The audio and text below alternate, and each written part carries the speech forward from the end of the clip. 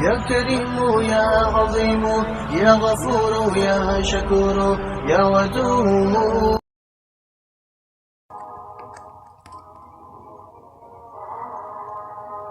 بسم اللہ الرحمن الرحیم۔ الصلاۃ والسلام علیک یا رسول اللہ۔ السلام علیکم ورحمۃ اللہ وبرکاتہ۔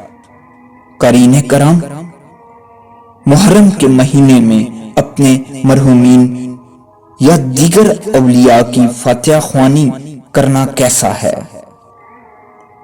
کیا فرماتے ہیں علماء دین اس مسئلے کے بارے میں کہ محرم کے مہینے میں شہدائے کربلا کے علاوہ کسی مسلمان مثلا اپنے مرحوم رشتہ دار کے ایصال ثواب کے لیے فاتحہ دلا سکتے ہیں؟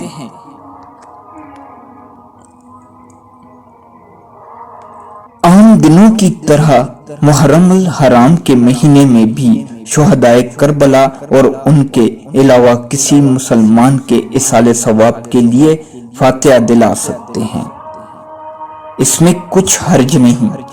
نیز عوام میں جو یہ بات مشہور ہے کہ محرم الحرام کے مہینے میں شہدائے کربلا کے علاوہ کسی کی فاتحہ نہیں دے سکتے، بالکل غلط اور شریعت مطہرہ پر افتراء ہے۔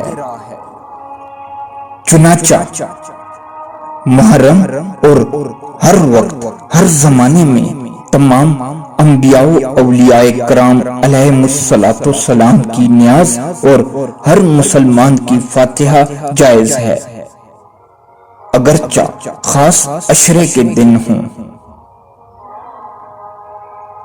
بعض جاہلوں میں مشہور ہے کہ محرم میں سوائے شہدائے کربلا کے دوسروں کی فاتحہ نہ دلائی جائے۔ ان کا یہ خیال غلط ہے۔ جس طرح دوسرے دنوں میں سب کی فاتحہ ہو سکتی ہے، ان دنوں میں بھی ہو سکتی ہے۔